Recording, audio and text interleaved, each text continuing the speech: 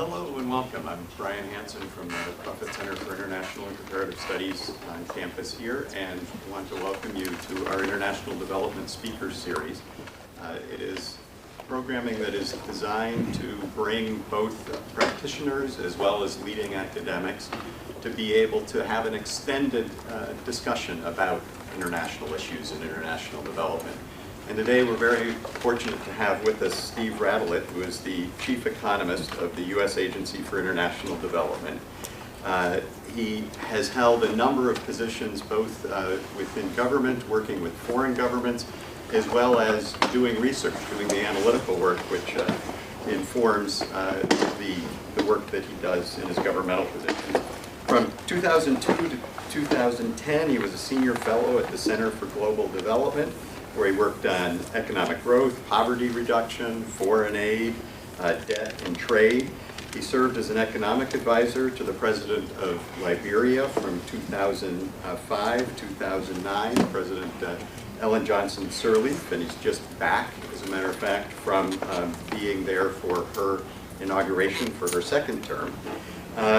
He was founding chair of Modernizing Foreign Assistance Network from 2000 to 2002. He was the Deputy Assistant Secretary of the Treasury for Africa, Middle East, and Asia. Before that, in the 90s, he was a fellow at the Harvard Institute for International Development, director of the Institute's macroeconomics program, and a lecturer there on economics and public policy.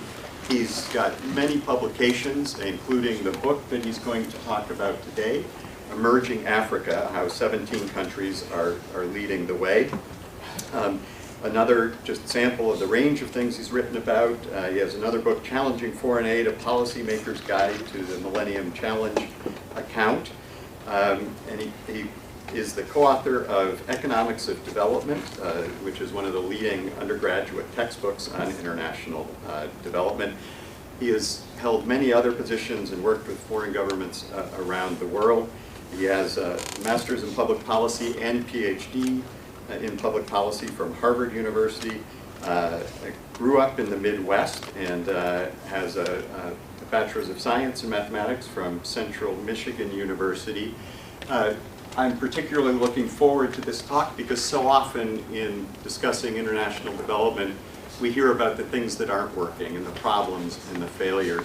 And Steve Radelet has written this terrific book that shows the other side of what's going on and shows some of the positive developments that are happening in the world. So please join me in welcoming Steve Radelet to North Carolina.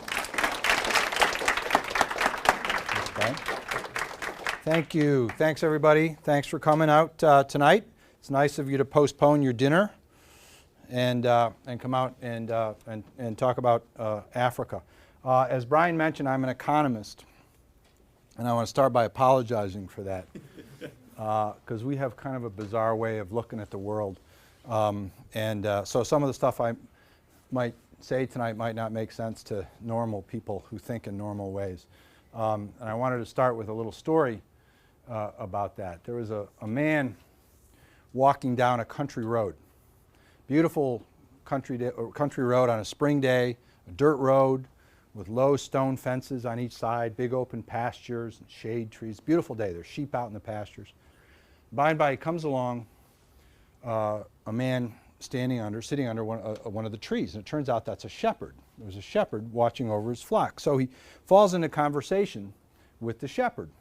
And they talk for a while. And by and by, the man says to the shepherd, he says, I don't know about you, but just for fun, I'm a betting man. I like to make bets.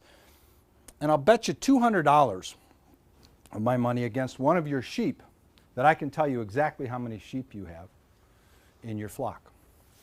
And the shepherd thinks about that for a minute, and he says, $200. I'll take it. Sure, yeah, go ahead. Let's do it. Let's make the bet. So the man looks out in the pasture, he looks around behind the trees, looks all around, he says, you have 273 sheep. And the shepherd is absolutely amazed. He says, that's exactly right. I've never seen anything like that. That is really astonishing. You win, go ahead, take one of my sheep. So the man reaches over, grabs the nearest animal, throws it over his shoulder, and turns and starts walking away. And the shepherd watches him walking away and says, wait a minute, come back here. Double or nothing. Let's be fair, double or nothing. I can tell you exactly what you do for a job. The man says, I'll take that bet. We didn't say anything about what I do. Go ahead, double or nothing. You tell me what I do. He says, you're an economist. He says, you probably work for the federal government. He says, you might be the chief economist for a federal agency. He says, but you're an economist. And the man is absolutely stunned. He says, that's exactly right. I can't believe you got that right. How did you know? And the shepherd says, put down my dog and I'll tell you. So we're pretty good at some things and not very good at other things. So you'll have to kind of forgive me as I go forward. But I don't want to talk about sheep or shepherds or any of that tonight. I want to talk about Africa. And I want to challenge your views on sub-Saharan Africa. And I want to start with a quick word association. When I say sub-Saharan Africa, what's the first thing that comes to mind? Quick. Sorry? I'm sorry, I can't. Below the Sahara Desert. Below the Sahara Desert. What else? Jungle.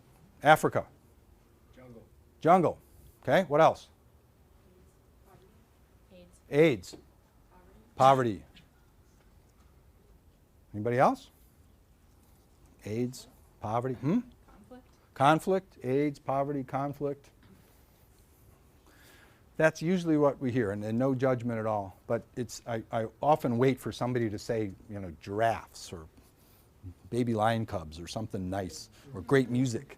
But usually people think about conflict and poverty and AIDS and disease and corruption is another one I hear quite often, and mismanagement and dictatorships. We have this image of sub-Saharan Africa which is really quite negative. And there are reasons for that. And most of those reasons have to do with a 20-year period from about 1975 until about 1995, when, with very few exceptions, really only 2 exceptions, across the continent, it was a story of disaster. It was a story of dictatorship. It was a story about economic stagnation or decline, rise in poverty, rise in disease, some of the world's worst dictators, and of course, apartheid. But for many countries, not all, but for many countries in sub-Saharan Africa, this really negative story began to change in the early 1990s for reasons that I'll talk about in a little bit, but have a lot to do with the end of the Cold War and the end of apartheid. And today, what's very clear is that a fairly significant group of countries, 17 by my count, have really begun to turn around since the mid-1990s. But it's not all of sub-Saharan Africa. Today it's fashionable, you usually hear one of 2 storylines of sub-Saharan Africa today. You don't quite hear always negative, but you still often hear the negative storyline. Because we see in the newspapers the stories about Sudan, or about Darfur, or about Somalia, or about Zimbabwe and the mess in Zimbabwe, and the press picks up on negative stories. So we do hear this negative storyline, and it continues. Negative stories are what the press likes to run. But occasionally today you'll also hear a positive story. Africa's turning the corner. Sub-Saharan Africa is on the move. And it's about all of sub-Saharan Africa. And one of the points I want to make today is that the negative story about sub-Saharan Africa as a whole is wrong, and the positive story about sub-Saharan Africa as a whole is wrong. Anybody who tries to make a statement about the direction of sub-Saharan Africa as a whole is wrong because it is not a single country. It is not a single entity. And we often talk about it as if it was a single country.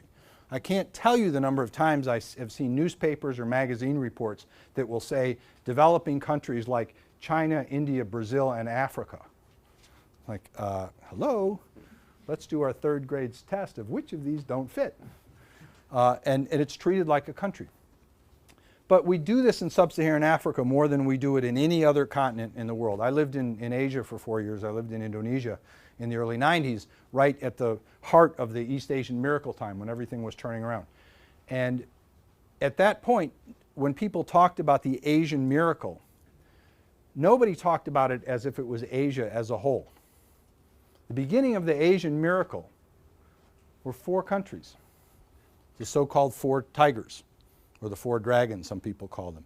Singapore, Hong Kong, Korea, and Taiwan, two of which, well, Hong Kong certainly wasn't a country, and Taiwan, there's a debate. And they're all small. Now, they had followed Japan, so that makes 5. But it was not all of Asia. Later came Malaysia, Indonesia, Thailand, to some extent the Philippines, China, and then Vietnam. But it is not all of Asia. And nobody in Asia talked about all of Asia either doing well or doing poorly. But in Africa, we do this all the time. I hear things like the following. I will hear things like, well, economically, yeah, Botswana is doing really well, but the Central African Republic is still a dump, and so this turnaround in Africa doesn't make any sense. Or politically, I'll say, well, Ghana has had 3 very successful elections in the last decade. And people, well, that's true, but in Kenya, there was this election violence, and so I don't think democracy is going to work in sub-Saharan Africa. As if Kenya had anything to do with Ghana. They're 1,000 miles away from each other. They speak entirely different language. They have no trade between each other. There are no links except they happen to be on the same plate of Africa. And we tend to, but because of that, we tend to bring them together and speak of them as if they are a singular entity. Nobody does that in Asia. Nobody in Asia says, well, Thailand's doing really well, but Burma next door is not doing very well, and so this Asian miracle doesn't work. Nobody says Indonesia's really turned around doing well after Suharto, but Papua New Guinea, which shares the same chain of islands, is not doing well, and so I don't believe this Asian miracle. Nobody says, South Korea is doing well, but North Korea is a disaster, and what we ought to do is average the 2 of them together and say something about Korea, as if that would make any sense. It wouldn't make any sense at all. It doesn't exist. You can talk about North Korea, you can talk about South Korea, but you can't talk about the average or combining the 2. But we do this in Africa. So what I want to do is break this apart and get you to think about sub-Saharan Africa not as as one singular entity, but as a collection of countries that are going through their own dynamics. Now, I don't want to push that too far and suggest that there are 46 different dynamics going on in every country you have to think about in their own way, because actually when you look at it, there are trends that are common across large groups of countries, but not the continent as a whole. So I'm going to go ahead with an analysis that has 3 groups of countries that we'll talk about. But again, it's to get you to think about sub-Saharan Africa not as a singular entity, number 1, and number 2, to not buy into either the hype that everything is great in sub-Saharan Africa, or the doom and gloom that it's all corruption and economic stagnation and disease that are out of control and rising poverty, because neither of those stories are true. What I want to do is first run through some slides that are a bunch of numbers, just to kind of make the case that some countries are turning around, that others are not, and then give a little bit of a story of why I think the changes are underway and why I think that in many countries they'll be sustained. So there's really kind of 2 parts to what I do. I've got a lot of slides here. I won't go through all of them, but they're essentially all of the slides from this book. I have to start with a disclaimer because I work for the federal government. And the lawyers who run the world tell me that I have to say that anything I say here does not reflect the views of the United States government, the Department of State, or the U.S. Agency for International Development. So now I have made the lawyers very happy, and I can say whatever I want, and those of you watching on camera cannot accuse me of saying something that's impolitic. Okay, the usual story of people looking at the disasters, so-called disasters across sub-Saharan Africa, at least from an economic perspective, usually starts with this chart. This is a very common graph. I actually grabbed this from an article by a well-known academic who was claiming that Africa had been a failure over many decades. And it just shows the median real income across sub-Saharan Africa from 1960 up until 2008.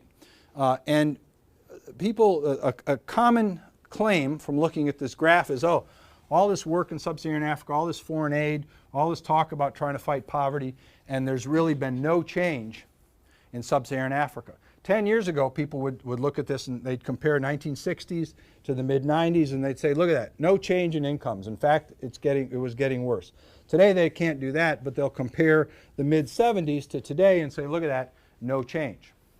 Well, this is not a picture of no change. This is a picture of three very distinct changes. It's very clear when you look at this for more than a second. If there was no change in sub-Saharan Africa, this would be a flat line. But this is not a flat line. This is a line that goes up, goes down, and goes back up again. The first phase is from 1960 until the mid-1970s, when there was a lot of progress in sub-Saharan Africa. This coincides with the end of the colonial movement, new independence movements, a lot of elections. There was new investment going into sub-Saharan Africa. There was a lot of optimism in the air about the prospects for sub-Saharan Africa at that point. And you can see a steady growth in income over those 15 years. The second period is a 20-year period of, frankly, unmitigated disaster, where you see the average incomes in sub-Saharan Africa plummeting. This period starts with the economic upheaval that took place in the mid-70s, starting with the OPEC oil crises that then spun into economic crises in the United States and elsewhere around the world, where the whole world really was in an economic mess in the late 70s and early 80s, and led to the debt crises in many developing countries around the world, including many countries in sub-Saharan Africa. So it starts with that, but it coincides politically with a time where the early independence movements and early attempts at democracy had largely failed and had given rise to dictatorships in sub-Saharan Africa that became increasingly authoritarian over time, just while the economies were collapsing. And the economic stagnation and the political authoritarianism reinforced each other and created a big decline, where the dictators grabbed whatever economic resources they could get, stole it, gave it to their friends and cronies, undermined economic institutions and undermined investment. That led to poor economic outcomes, and those poor economic outcomes led them to try to consolidate power even more and throw away even the images of democracy. That lasted for 20 years. And in many countries, it was frankly supported by Cold War politics. We, the United States, supported some of the worst dictators in sub-Saharan Africa because it was the right thing to do, or it was perceived to be the right thing to do for security reasons in the fight for the Cold War. Soviet Union also supported a bunch of nasty guys on the other side. But those Cold War politics facilitated some of the worst dictators to stay in power and allowed the economic decline to continue. That continued until 1995. Then you see this third phase, which if you just look at that third phase, is no picture of stagnation or decline at all. That's pretty rapid economic growth for the last 15 years. But that, when you think about it, raises a puzzle, because any of you who know anything about different countries in sub-Saharan Africa, and you look at this pretty good growth rate here, you know a bunch of countries that are not there. That's not Zimbabwe. That's not the Ivory Coast, which just went through its war. That's not Liberia until at least 2003, or Sierra Leone, which was going through really nasty wars. This is not the Central African Republic or a bunch of other countries that are not doing particularly well. So, you know, if you think about this for a bit, that while some countries are growing, we know of a bunch of countries where there hasn't been much income growth. But that means there must be some countries that are doing even better than that average. And so if you know anything about sub-Saharan Africa at all, and know about some of the disasters, but also see this increase in incomes, that says, you know what, we got to dig a little deeper. And that's really the starting point for what I wanted to do in this book. So what I did was group the countries of sub-Saharan Africa into three groups. I started on the right, actually, by isolating or categorizing the 9 countries that are oil exporters. And the reason I did that is because oil exporters tend to have really good looking economic outcomes when the price of oil is high. They get pretty high growth rates, they get pretty high investment that comes from those high oil prices. But they have a different dynamic which needs to be looked at on its own.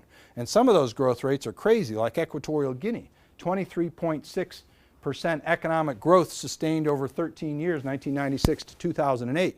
If you were just an economist looking at your numbers, you'd think that Equatorial Guinea was the greatest success story in the history of the world. Well, it's a disaster. It's run by one of the most corrupt dictators ever, who came into power by assassinating his dear uncle and slitting his throat in his bed. And he's been in power ever since, and he has definitely enriched himself and his family to quite a great extent. This is no economic success. This is, and this is where I am not speaking for the United States government or the Department of State, this is institutionalized thievery, is what that is. So this is not a success story at all. So you need to isolate the oil exporters. And then I divide the rest of sub-Saharan Africa into two groups by one single criteria: whether their economic growth rate per capita since 1996 exceeds 2% per capita. Now, I made a slight exception for our friends in Zambia, which I'll come to in a second. But otherwise, all of these are growth rates of 2% per capita since 1996. Now, why did I choose 2% per capita? First of all, just think about the per capita. That's after factoring out population growth rate. So a 2% per capita growth rate is equivalent to a GDP growth rate of about 4.5 or 5%. So it's a little better than it first sounds. But 2% per capita historically has been used by economists as kind of a threshold for good economic performance. It happens to be the long-term growth rate of the United States and France and the UK and Germany since about 1820. And so the rationale that economists used in using this benchmark is, look, if their growth rate exceeds the growth rate of the United States, Germany, France since 1820, then at least it has to be considered as pretty good.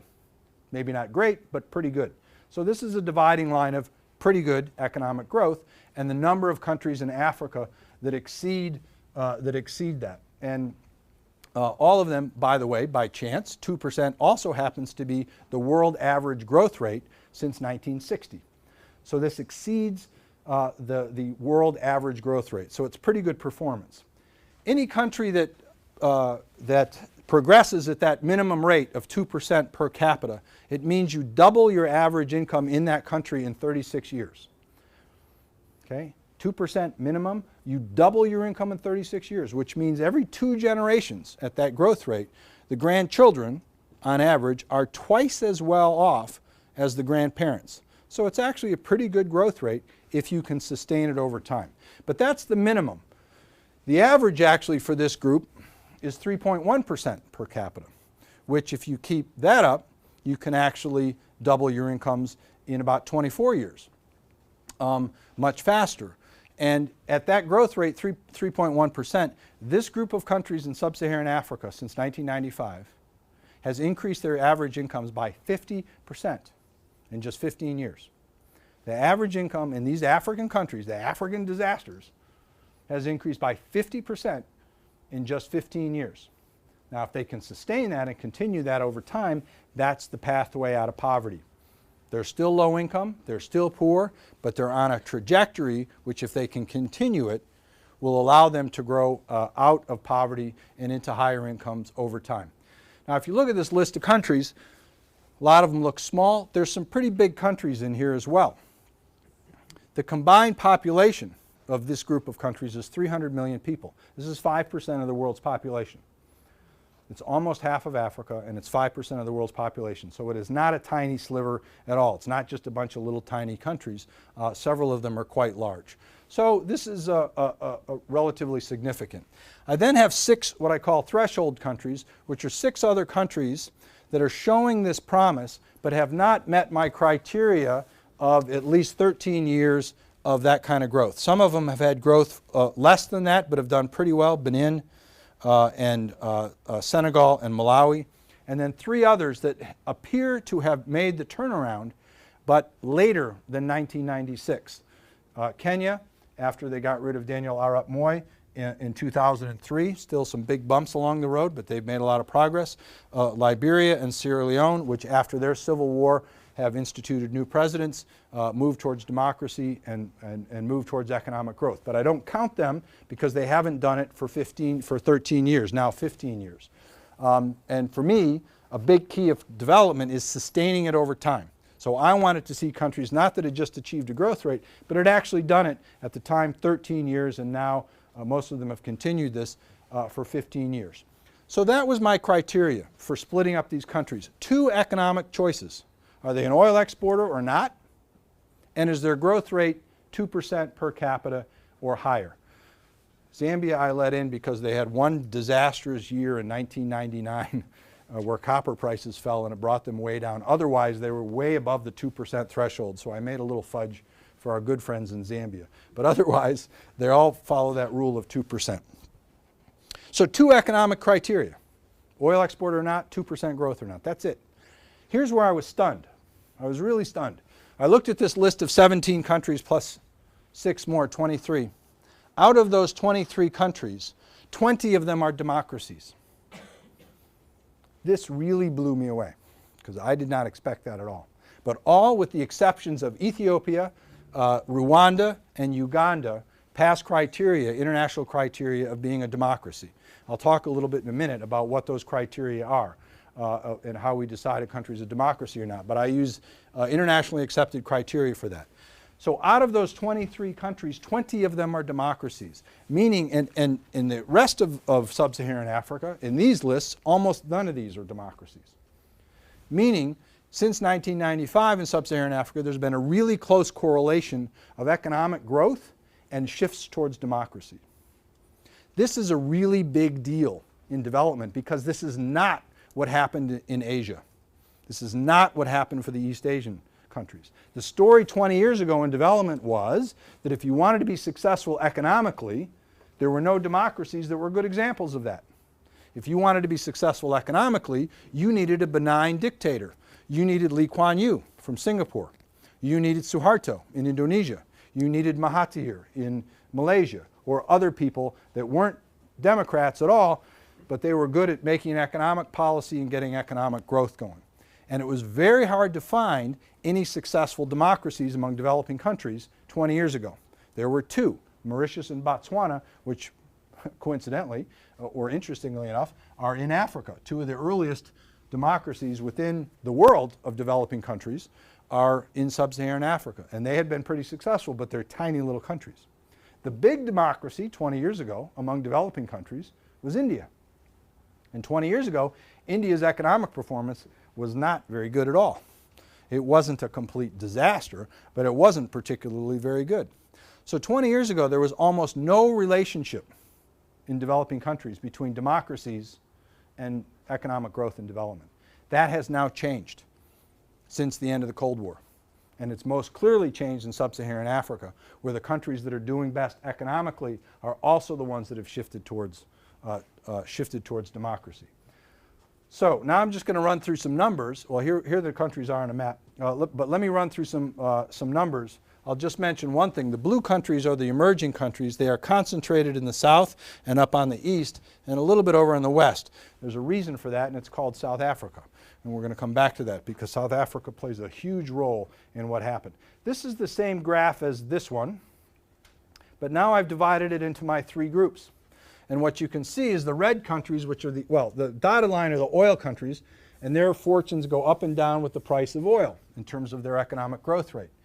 The red countries are the other ones where the 20-year period of disaster from 1975 to 1995 has continued unabated. And that's the Central African Republic and Zimbabwe and Somalia and all of the other disasters that we hear about all the time. Here's my 17 emerging countries, where you have this sharp change in 1995, which is even more pronounced. So you see this huge split in 1995 in terms of their economic performance. You might notice, well, that the blue countries did a little better than the red countries all along, and that's only because of Mauritius and Botswana. That's the 2 countries. If you take those countries out, the red and blue lines are almost identically on top of each other until 1995, and there's a big split. So this is income, but of course income is not the same as development. So let me look at some other indicators quickly. Here's investment. Again, the red and the blue countries are the emerging countries, and in 1995 there's a surge in investment. Here's trade. In 1995 there was a surge in trade among the emerging countries. Here's productivity growth, which is a thing that economists look at and spend a lot of time paying attention to.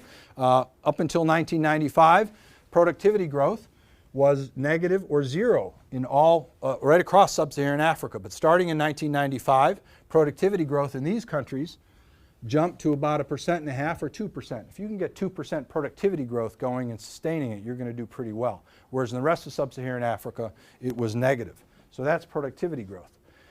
Here's agricultural production, where you see the same split actually a little bit earlier.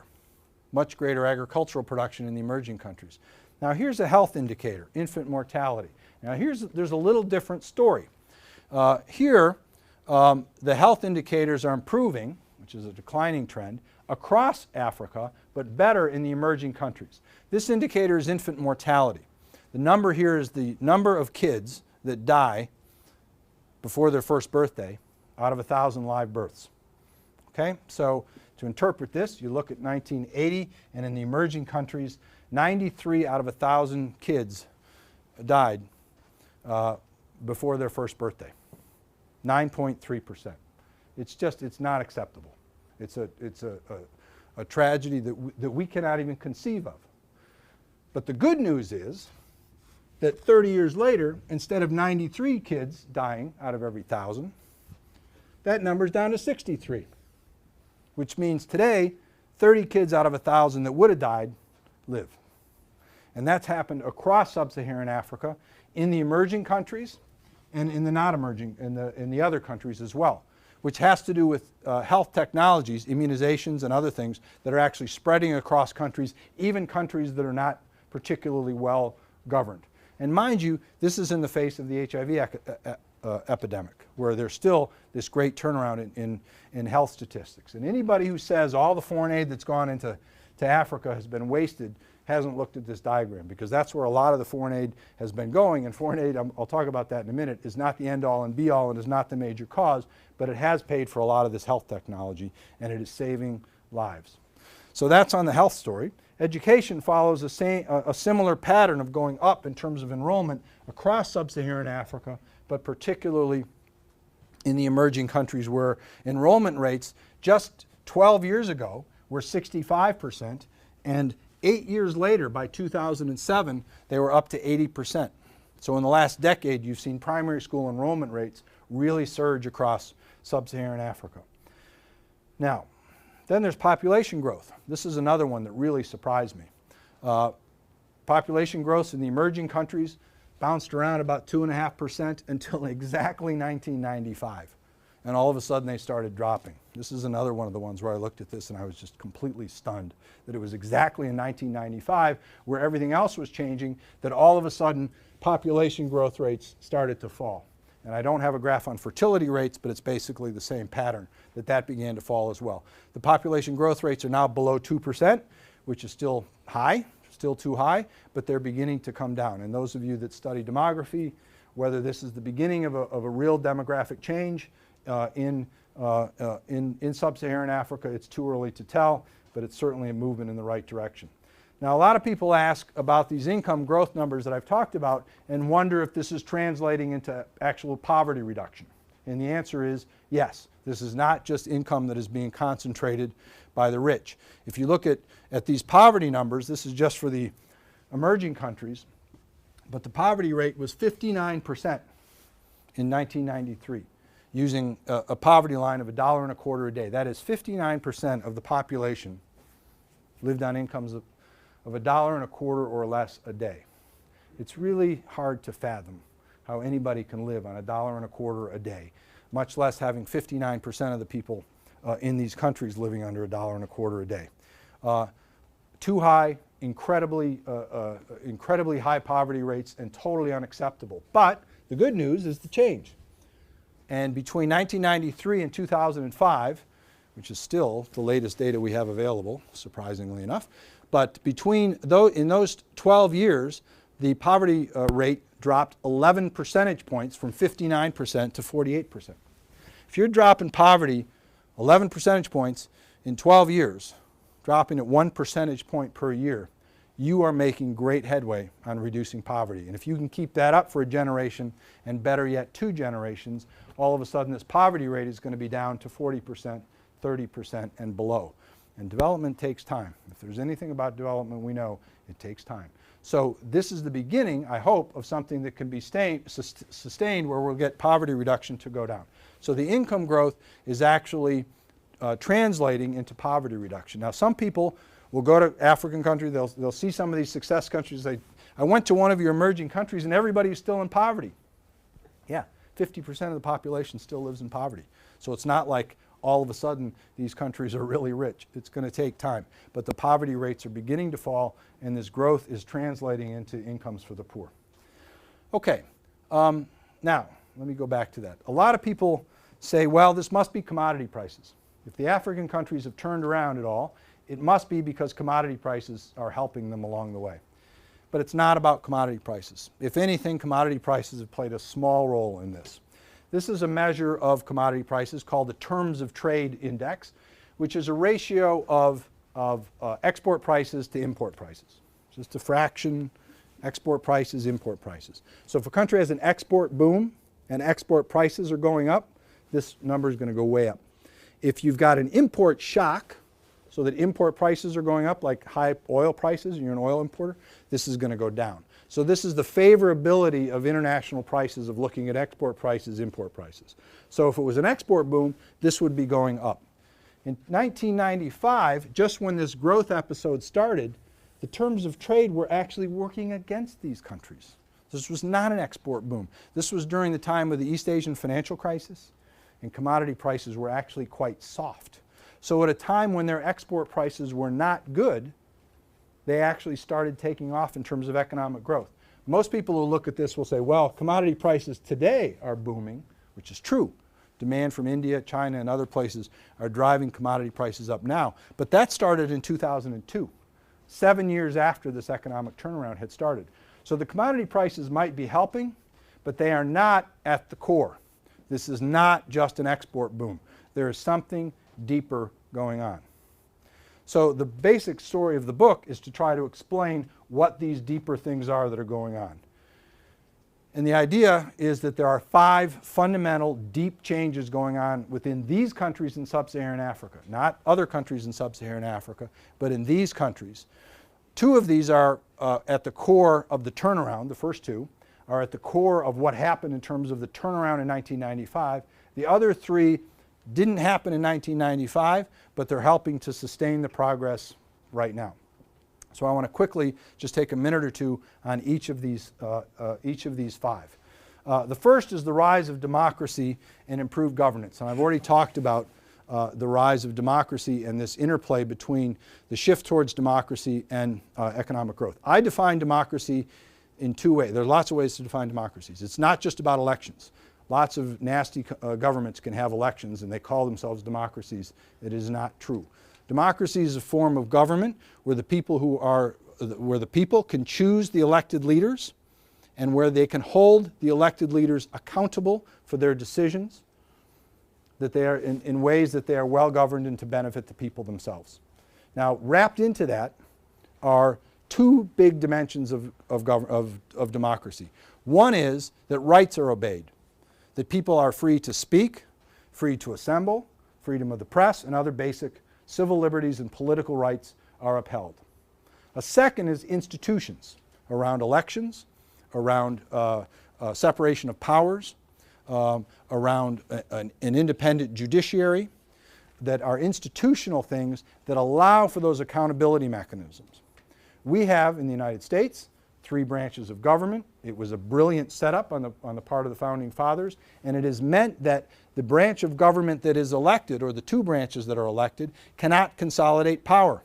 Those 3 branches of power are meant, first of all, to elect people, but then to restrain their power.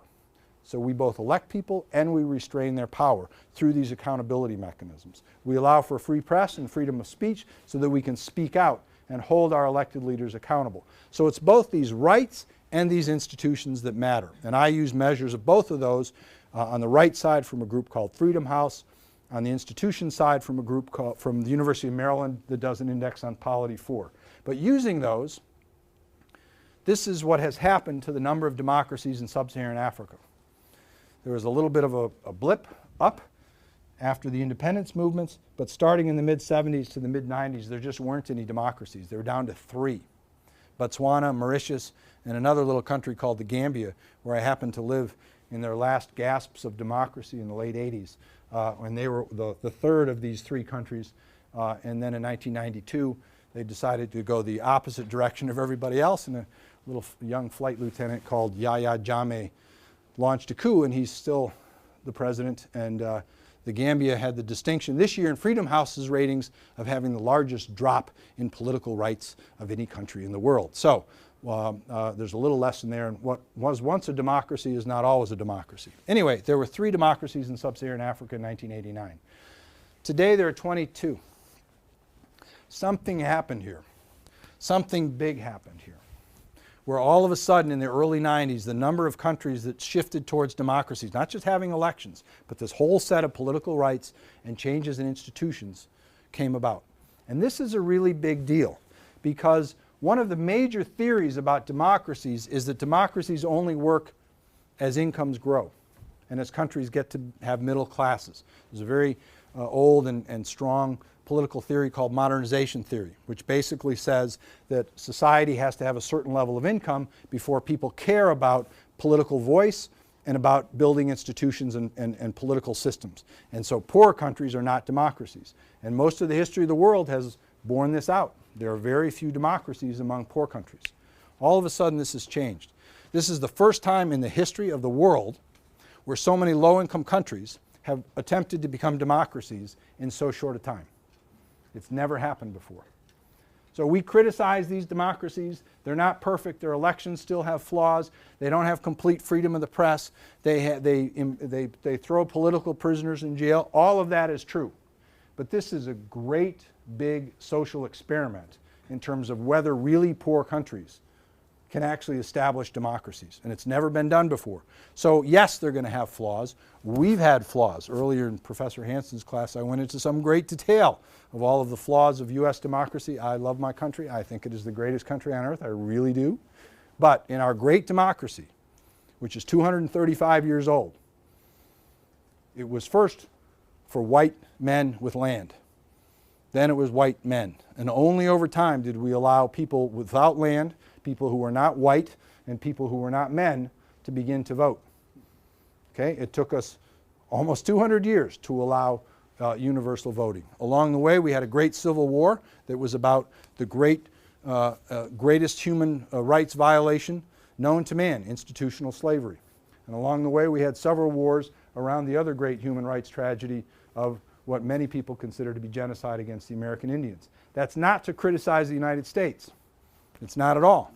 What it is to say is democracy is really hard. It's really hard. And so these countries have weaknesses and flaws, and it will take a long time for them to establish themselves as strong and accountable democracies. But nothing like this has ever happened before. Now, those are all the scores, and I won't get into it. I will mention that along with democracy, we've seen a great decline in conflict. Not so in the rest of sub-Saharan Africa, but in the emerging countries, the incidence of coups and violent overthrows and demonstrations and political assassinations has dropped considerably. It hasn't quite gone away. There are a few small instances of some border conflicts, but it has dropped precipitously. In sub-Saharan Africa, this graph shows how leaders depart from power. And for the first 3 decades, 1960s, 1970s, and 1980s, the dotted line tells us that 75% of the time when there was a change in political power, it was through a coup, a violent overthrow, or an assassination. 75% of the time when they changed power, it was through violence. Only 25% of the time was it through natural death, voluntary resignation, or losing an election, and mostly that was natural death. It was not losing elections. That has completely flipped. And today, the way that power changes hands in sub-Saharan Africa is through elections, not so much through violence, with a few exceptions. Now, a lot of people ask about the relationship between democracy and governance. This chart has a bunch of numbers, and if you just be patient for a minute, this is where economists get a little crazy. But there's a story here which is actually a fairly simple story. The World Bank every year comes out with 6 measures of governance, not democracy, but governance, the quality of the way that governments govern their people. And they have these 6 dimensions: rule of law, government effectiveness, control of corruption, regulatory quality, political stability, voice, and accountability. The numbers, I'm not worried about the level of the numbers, I'm going to worry about the change in the numbers. But just to give you a little context, a 0 in these numbers is the world median. It's the world average for all countries, rich and poor. If you're negative, you're below the world average. If you're positive, you're above the world average. Technically, a 1 means you're 1 standard deviation above the world average. But none of that really matters. What I'm interested in is the change. And in the emerging countries, on every single one of these dimensions of governance since the mid-90s, these countries have gotten much better on average in terms of their governance scores. In some of these, political stability and voice and accountability, they are now at or even slightly above the world average. A bunch of African countries at or above the world average in terms of governance. At the same time, for the rest of sub-Saharan Africa, on every single one of these measures of governance, they have gotten worse. So what we are seeing in sub-Saharan Africa at the same time is this improvement of governance in a bunch of countries, while a bunch of other countries like Zimbabwe and Sudan and Somalia get worse. We tend to focus on the worse ones because that's what the newspapers write about, but there's a whole other dimension going on. Now,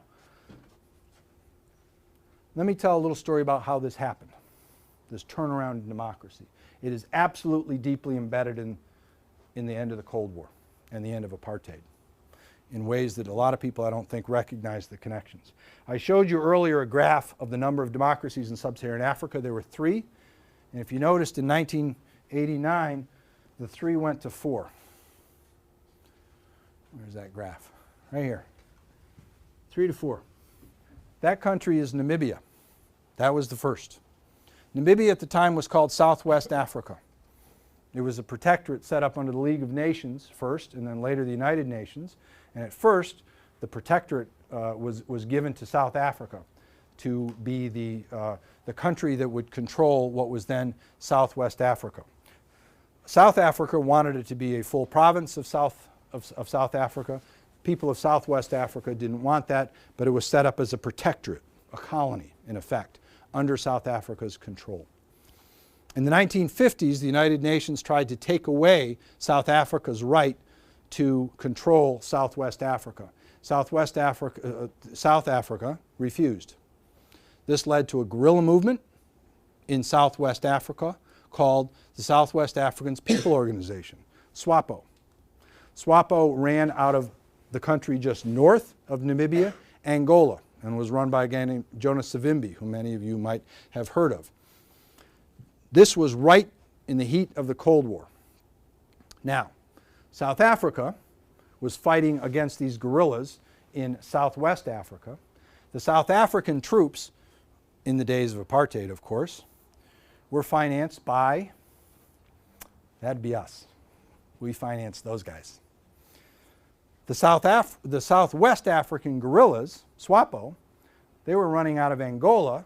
They were financed by the Soviet Union and supported by Cuban troops, which almost sounds comical today, except it wasn't. But there were Cuban troops financed by the Soviet Union fighting against South African troops financed by us in this little godforsaken territory called Southwest Africa, now called Namibia. As the end of the Cold War came about, there was no reason for this fighting to continue. So the United States and the Soviet Union started negotiating for a peace settlement in Southwest Africa. I mean, it almost sounds ridiculous, so I'm going to say that again. The United States and the Soviet Union began negotiating for a peace agreement in Southwest Africa.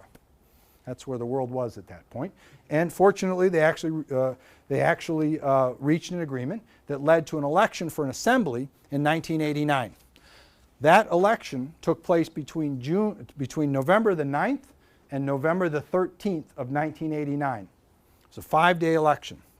The second day of that election was November the 10th, which was the day that the Berlin Wall fell.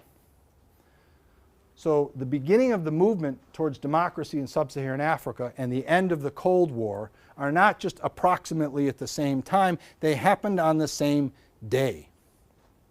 6 weeks later, Nelson Mandela was released from jail in South Africa in 1990.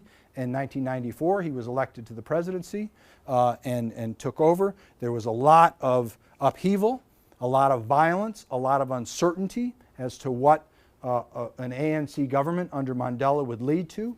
and there was an uptick of violence in 1990, 91, 92, 93. He came into power in 1994.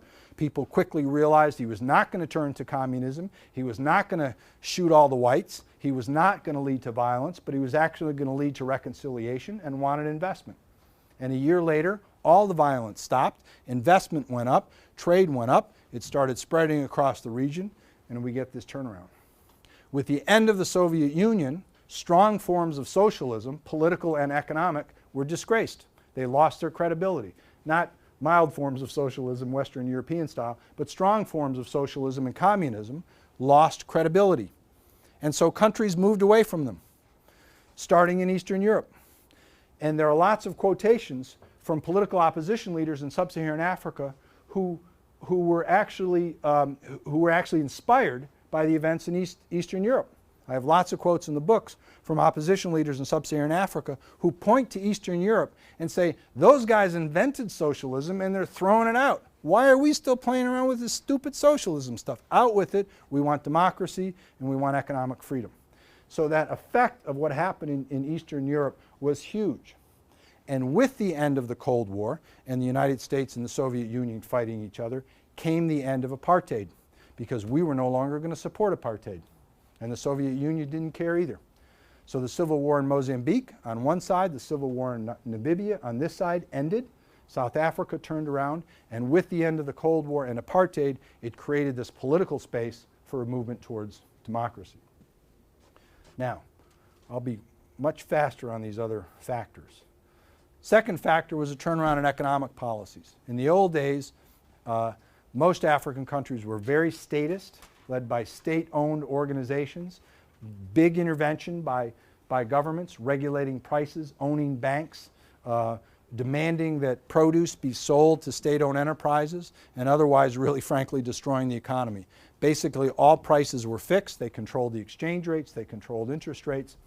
There's a role for state-owned enterprises, there's a role for state intervention in the economy. I'm not sort of claiming that free markets are the end-all and be-all, but these policies were really extreme and in the wrong direction.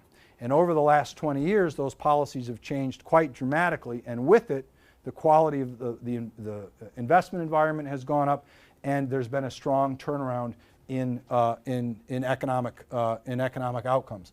This is I won't go into the details, but this is a graph of economic policy syndromes, poor policies, which continued in the rest of Africa, but the really worst poor policies disappeared in the emerging countries. So there was a major turnaround in economic policies.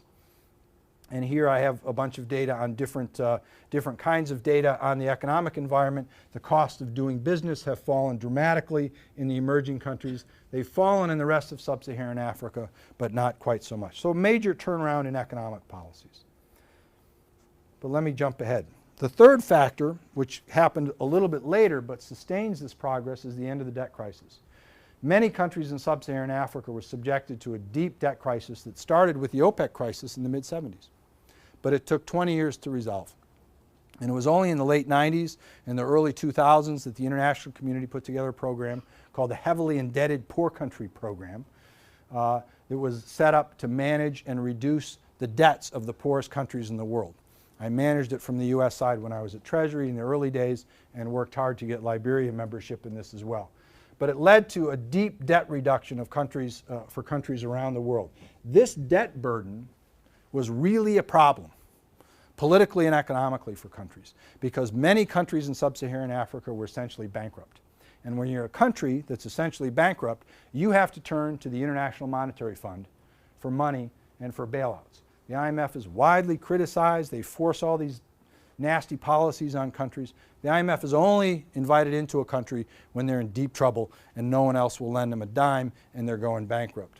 So without getting into the debates about the pros and cons about IMF programs, countries that are bankrupt have to turn over economic sovereignty to the IMF and basically go into receivership. And the IMF says, you got to fix your budget deficit, you got to fix your exchange rate, you got to fix your interest rates, a bunch of really tough medicine that frankly the United States might want to think about, but that's a different story. But force down their throat if they want that funding. And the point here is not whether it's good or bad advice, it's tough advice. The point is that the countries lose their economic sovereignty. And it was only with the end of the debt crisis that the countries regained their economic sovereignty. And this has completely changed the relationship with donors like USAID. 20 years ago, it was all adversarial. You've got to do this, this, and that. You got to have an IMF program, and you got to take your medicine. Otherwise, we're not going to give you anything. And it was really nasty. Today, since these countries have turned themselves around, and because many of them are democracies, instead we can say, you know what? You guys tell us what you want. You guys tell us what your priorities are. You tell us what your policies are, and we'll support them. And so now, instead of the IMF being at the center of these debates, the IMF is now on the periphery. And the center of economic policy and the center of dialogues with donors like USAID is about the country's own plans for economic growth and poverty reduction. And that changes everything. It just changes everything. So the relationship with the donor community is much, much better. So that's number 3. Number 4 is a change in technologies. Cell phones are everywhere in sub-Saharan Africa, and they are incredibly powerful. They are much, much more powerful and much, much more important in sub-Saharan Africa than they are here in the United States. Here they are a very nice convenience. We can make a phone call anywhere we want. 20 years ago, we couldn't make a phone call anywhere we wanted. We had to actually use a phone that was connected to a wall. You might have seen them in museums. They have like curly cords and they're connected into something. And you could talk to anybody in the world, and it was actually really pretty good, as long as they had one of those phones that was connected into the wall. And there was a delay, and it took 3 seconds, and there was echoes, and it wasn't so great, but it actually worked really well. With cell phones now, we can go anywhere. We can even drive down the highway with cell phones and crash into people. But they are a convenience for us, as are cell phones and PDAs with internet access. We can get internet access anywhere, but it's sure nice to have it when we're driving down the highway, I guess. But in sub-Saharan Africa, cell phones are not just a convenience. They are the difference between being connected to the rest of the world and being isolated from the rest of the world.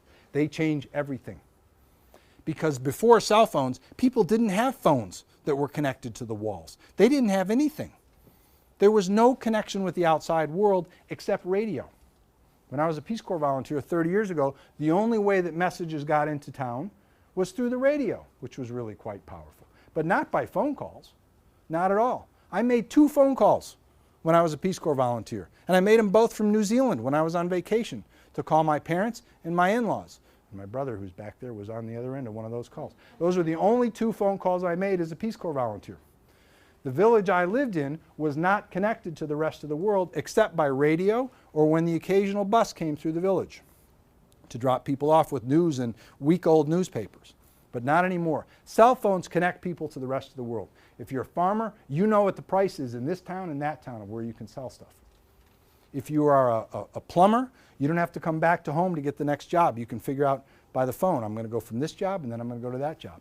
If you're a retailer, in the old days, when you were out of stock, you had to close the shop and make your way over to the warehouse, order the stuff, and somehow drag it back. Today, you can just call them.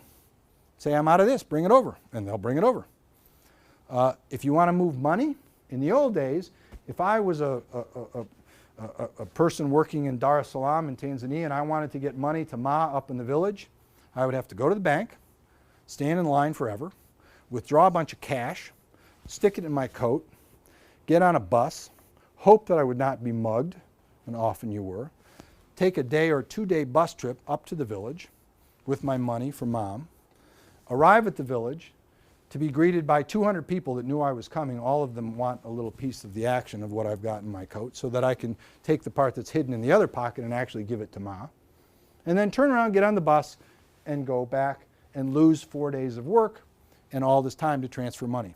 Now if I want to transfer money to Ma, I pick up my cell phone and I text her 9 digits for a scratch card, which she can then take those 9 digits and go to the local shop and redeem it for money. Happens in minutes, nothing gets stolen, nobody gets beaten up, and you don't lose half the money by giving it away to everybody in the village. So cell phones change everything, and they are creating lots and lots of jobs in sub-Saharan Africa.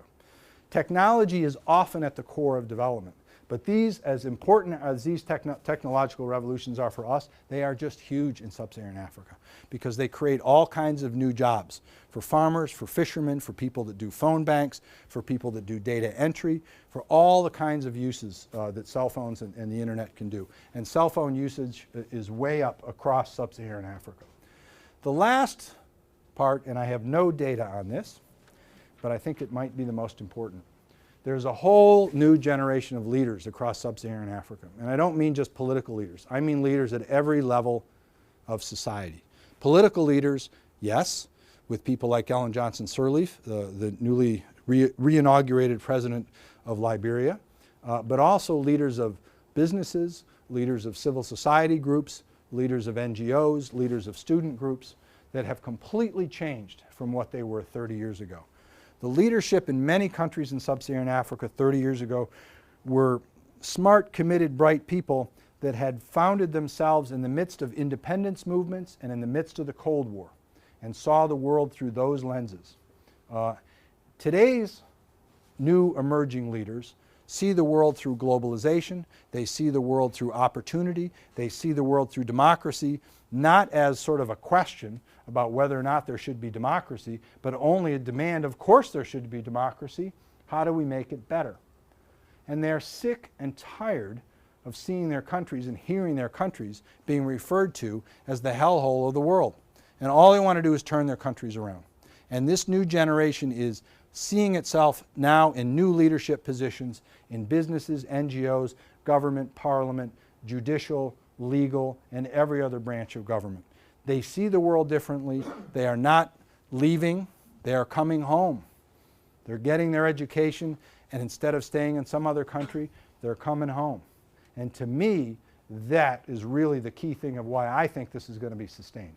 I don't think it's necessarily going to be sustained in every country. There are a few countries on my list like Uganda and Ethiopia and Rwanda, the three non-democracies, that I have big questions about. And until they actually go through a real democratic transition, I'm not sure it's going to be sustained, but I will give them credit for a lot of progress over the last 15 years. But for the most part, I have a lot of faith and enthusiasm that most of these countries have actually turned the corner, and given enough time, they are begin to achieve real development progress, both economically and politically. So let me stop right there. I've gone on a little bit too long, but let me stop there. Terrific. Thank you. We have an opportunity for questions. Richard? Excellent. Okay, all right, thank you very much. Hi, Richard. How are you? I'm fine. Nice to see you. Okay, good. Well, of course, I'm very familiar with your book. I not only read it, but I teach it. So Oh, good. anybody taking my course in next spring will be reading it. Good to see you. Good. I don't get any royalties, unfortunately. No, that's unfortunate. Okay. Let me just, I understand the framework and everything you've done, and this really very positive, very benign picture. Let me suggest 3 chapters that can follow what you have. In my next edition. Right. And in fact, you began when you mentioned it towards the end. The first chapter would be on non-democratic growth and development. Right? You pointed out how one of the interesting things in Africa of how democracy and growth develop. But we do have significant non-democratic growth and development. Uganda. You mentioned Uganda, Ethiopia, Rwanda, and also Angola. Angola is not a democracy. Yep. All right? And those are significant. Yep. And I think so that is something I would. The second one is a country that in fact was only mentioned because it's over there in the oil exporters, namely Nigeria. Yeah, it's a little country that's kind of important, isn't it? Right. And so Nigeria One has where you have spent a fair amount of time. fair amount of time. All right, so Nigeria is, 1/5 of the population of the continent. Yep. It's in that list of oil exporters, but you look at that list, and there are many ways in which Nigeria is different from Sudan, etc., Gabon, etc. Sure right? is. So, Good. But the third one is you mentioned about how important South Africa has been to the process.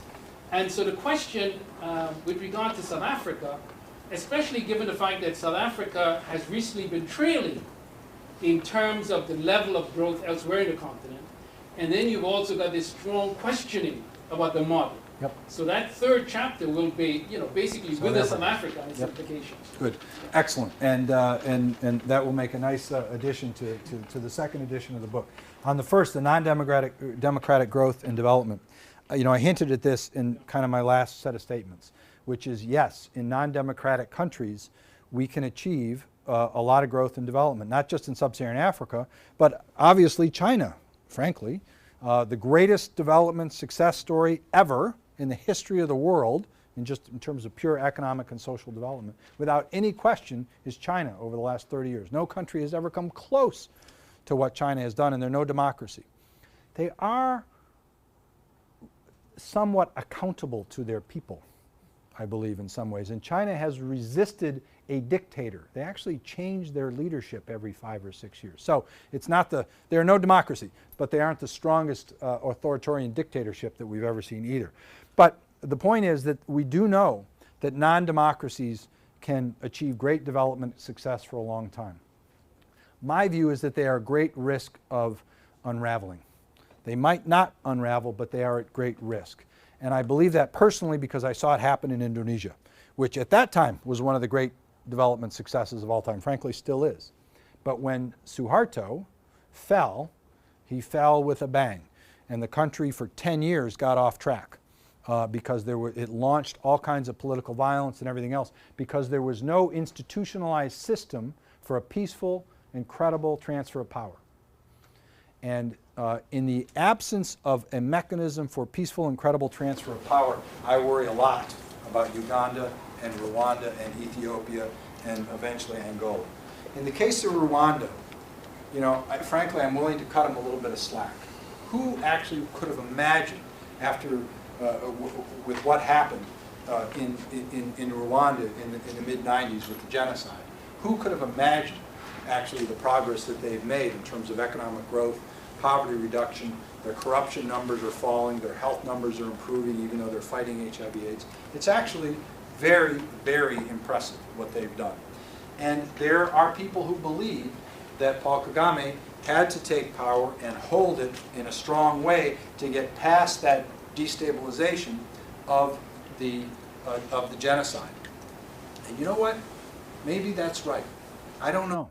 But it is possible that if we, the international community, have tried to force multi-party elections onto Rwanda in the late 90s, that the whole thing could have blown up again. I don't know. But it's a credible argument. And it is not crazy that you need some consolidation of power before taking over. The best example in Africa of this is Ghana, where Jerry Rawlings took over in the early 80s and gave power up, and then he took it back. No Democrat, but really forced into a bad situation, implemented pretty good economic policies in the mid-80s and led the way for a lot of the economic reforms. But he was no Democrat. But by 2000, Ghana had stabilized, grown, was doing well, and all of a sudden they shifted towards democratic elections, and the party of Jerry Rawlings lost to John Kufuor in 2000 and 2004, and then Rawlings' party won it back in 2008. So Ghana has moved to one of the strongest democracies in Africa after a period of almost 20 years of consolidation under a dictator. So I don't know. So it's a good question. So that's a great chapter. We don't know, but I have question marks. Nigeria. I moved Nigeria around in this book more times than I can remember because I just didn't know what to think about Nigeria, and you know it better than I do. I have hope for Nigeria, but those hopes have been dashed so many times, and at different times they look like they were going to be a democracy. Maybe they are now with Goodluck Jonathan in charge. They have the best finance minister, one of them the best in the world, with Ngozi Okonjo-Iweala, who's a wonderful woman who was their finance minister, got pushed out, vice president of the World Bank, and now she's back. But we'll see. But your question is right. What happens with Nigeria? And we all hope for the best. And your third point is equally right on South Africa. South Africa, as I said, was the key in this turnaround. And if South Africa slips and goes back towards poor governance and economic stagnation, which is not out of the question, then a lot a lot of the progress in the rest of the countries, certainly in their region and beyond, could be dragged down as well. So it is of utmost importance that South Africa continue on this pace. But good questions. Thank you. Yeah. So I'm curious about the debt crisis. Yeah. It seems to me like to avoid, so this many highly indebted countries had to avoid, in order to avoid default, Yeah. they would go to the IMF and get some emergency loans Right. to get all these structural adjustments. Yep. But in the research literature on sovereign debt still remains an open question. What would happen to a country when it defaults on sovereign debt? Especially if it defaults in bad time, and then when the time is good again, it probably should repay the defaulted debt with some haircut. And so I'm curious, from your point of view, what do you think would be the, first of all, was there any country in the sample that actually had defaulted on the debt? And second of all, what do you think would be or has been some punishments for these countries? So the big distinction in your question on default is default to who? And you and I were talking just before about the East Asian financial crisis. And a lot of countries did go into partial default.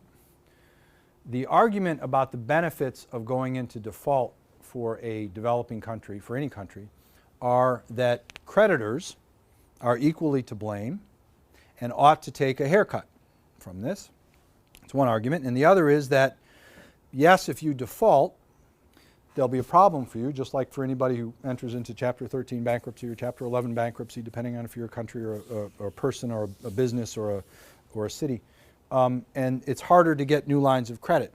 But the line of argument in many developing countries is, you know what, banks look forward. And if you get back on your feet, they're going to lend going forward and not worry about the past.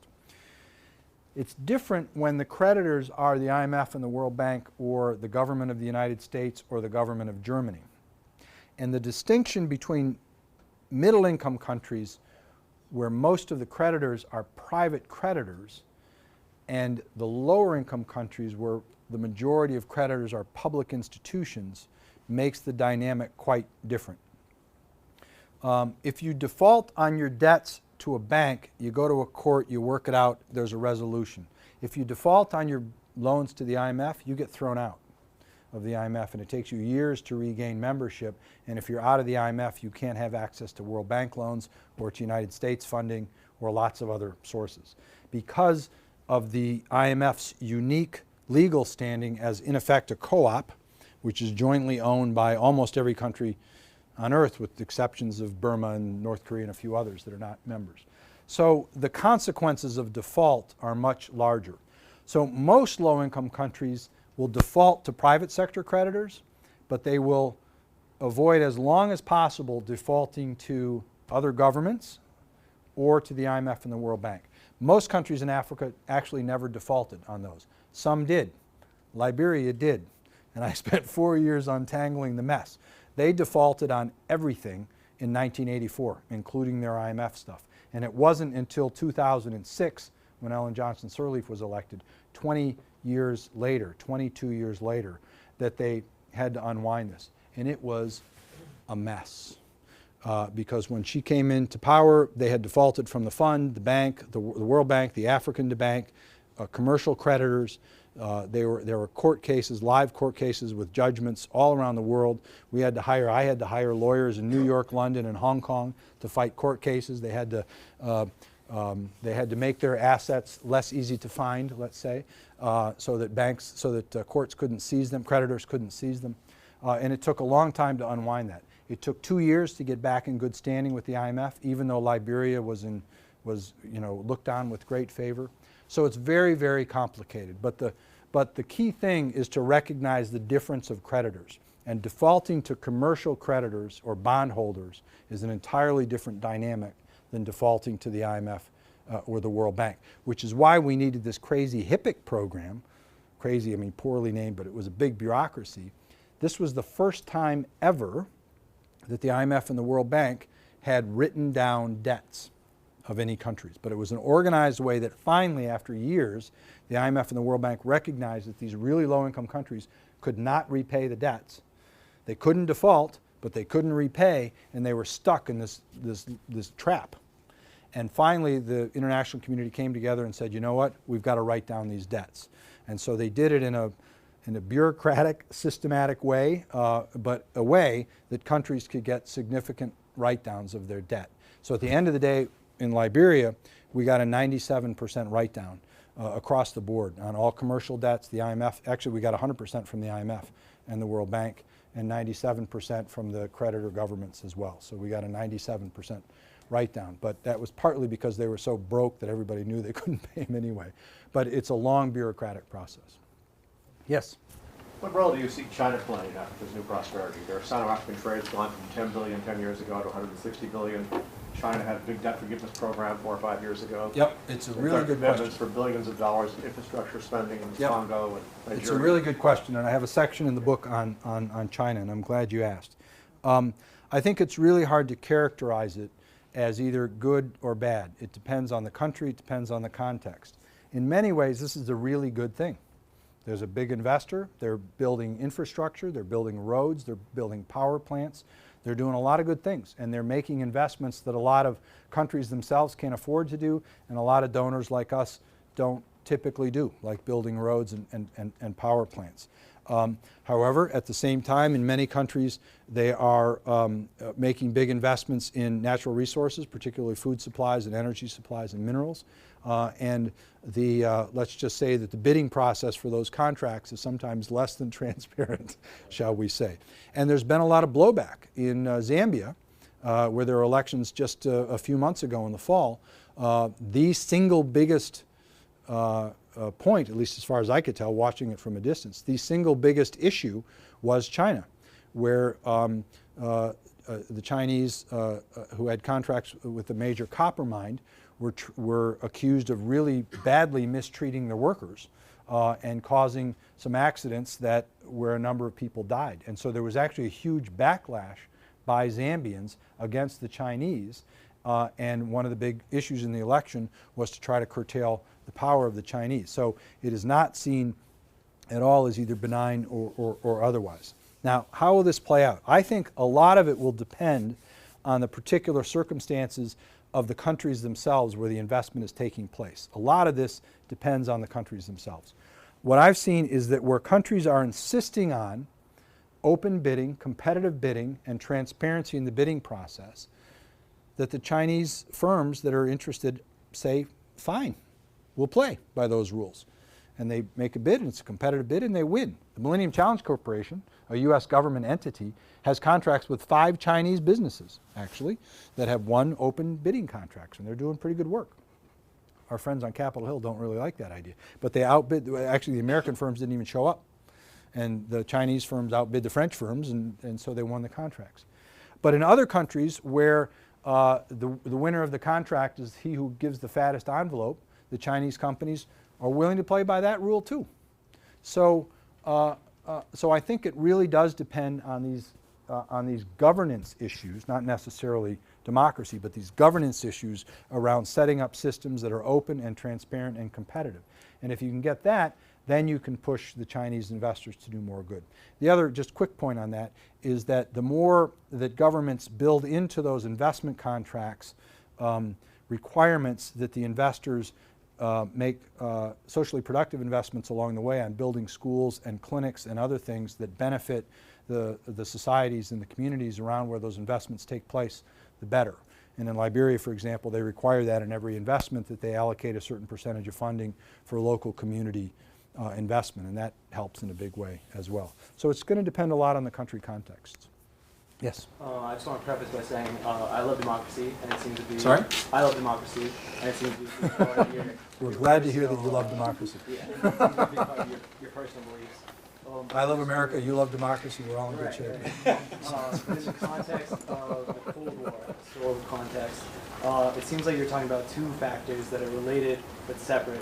And one of them would be the end of the USSR and the U.S. using the Third World as sort of like a proxy battleground. Yep. And the second, which I think you maybe stressed more, was socialism discredited globally. And I was just wondering if you have something to say about, obviously they're interrelated, which one of these you would think is more significant if they're equal? It's hard to say because, as you say, they're really pretty deeply interrelated. I mean, one reason the Cold War ended was because the Soviet Union collapsed because the economic model just didn't work anymore, much less the political model. So it's really hard to say which of those, and it's a good question. I hadn't actually thought of it. You're the first to ask that question to kind of disentangle those.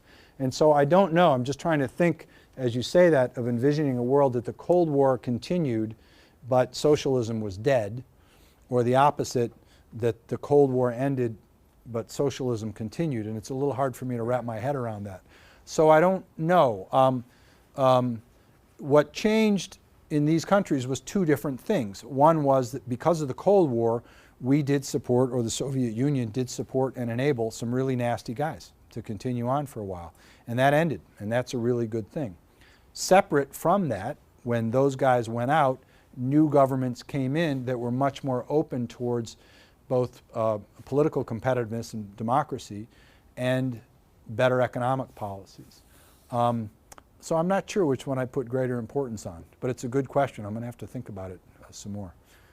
Yes? I'm interested in the African Union and like what they do and things like that.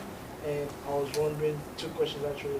One, would the African Union, just like the European Union, ever introduce kind of like a single currency, a single trading currency for most like all African countries to follow? Yeah.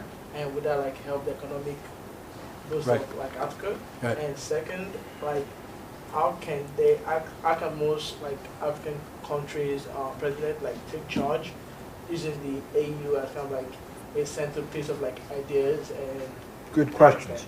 Can I ask where you're from? Nigeria? You're from Nigeria. See, I should ask that before I start blasting countries and find out who's in the audience. No, I'm just kidding. But it's great to see you here. So the question's about the African Union and comparing that in some ways to the European Union. The European Union is not exactly a great example today in terms of a wonderful economic model for other countries to follow. But putting aside the problems of the euro, I think there are some really deep challenges for the African Union, partly because Africa is not easy to categorize as a single entity. In the European Union, all of the members, to gain access to being a member, you actually had to have a pretty strong economy, and they had a set of countries that were different but were more or less moving in the same direction. We're democracies of different types, and were mostly open and integrated with the global economy, had similar economic policies.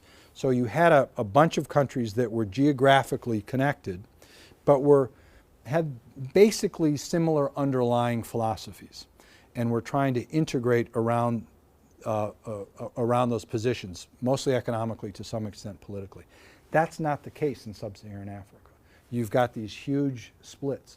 And my concern with the African Union over the years is because they try so hard to get consensus across all countries in sub-Saharan Africa, they have to go to a lowest common denominator and put policies in that are acceptable to the worst governments that are there. And therefore, it doesn't help the best governments that are already moving in a direction. Because any policy change that you have to get all of these countries together, if you have to get the government of Togo and our friends in Zimbabwe, not to mention a bunch of the others in Equatorial Guinea, to agree, it's not going to be the most enlightened and open set of policies. So I think it's going to be very hard for all of these countries to move into the same direction. Now, having said that, part of your question is about economic integration.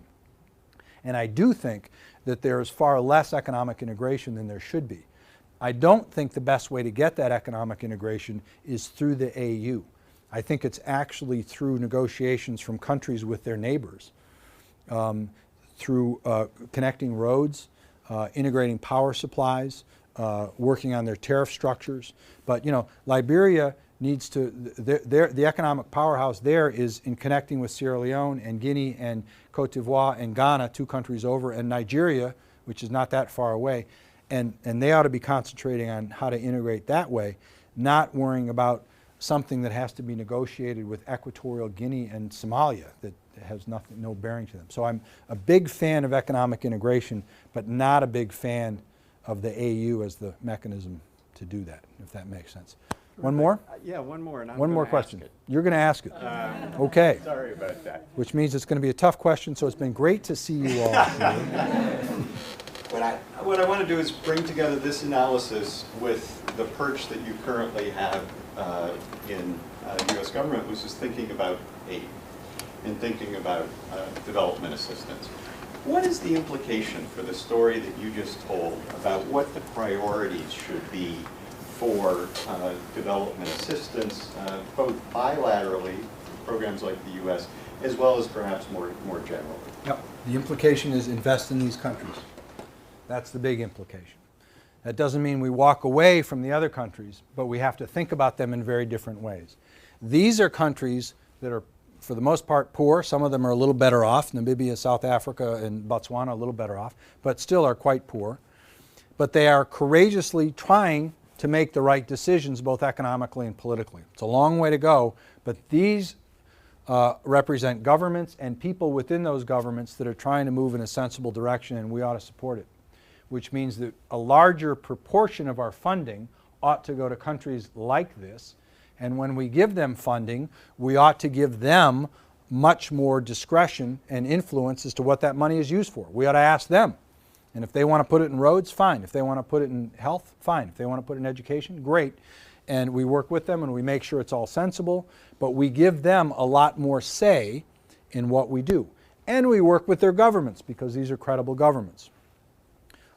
Here, I don't think we abandon these countries, but they ought to get less money because they're not moving in the right direction, and we're going to get, on average, less bang for the buck for our dollar. If I got one more dollar to spend, I'm going to get a higher rate of return in terms of health improvements or economic growth or educational improvements in these countries than I am in these countries. So on the margin, we want to give more to these countries and less to those countries. These countries, especially the ones that are far from being a democracy, we ought to be very skeptical about their governments. And people talk about country ownership and leadership, and I've talked a lot about that. But it should not be blind that we should always just listen to country leaders. I am not willing to listen to Robert Mugabe in Zimbabwe, and if he says invest the money here, I say, well, country ownership, that's what I'm going to do, Bob. No, I'm not. He's not a Democrat. He's caused a lot of problems. And in a country like that, we shouldn't be working through the government because it's not a legitimate government. Instead, we ought to be working through NGOs and other local organizations that are working directly with people, but not necessarily supporting the government. So we should allocate more money to the emerging countries and use different mechanisms through the governments and support those governments. For the other countries, less money and working not so much with the governments and more with civil society organizations and nonprofit groups. Getting that movement is tough. We're actually underway doing that, and the numbers are changing over the last few years of making that allocation happen. But that, I think, is the key implication. Terrific, and a nice bringing together of both the analysis and the policy implications, which has been your career as well. Thanks very much for coming here. Please join me in thanking Steve Radelet. Thank you. Thanks. It was fun.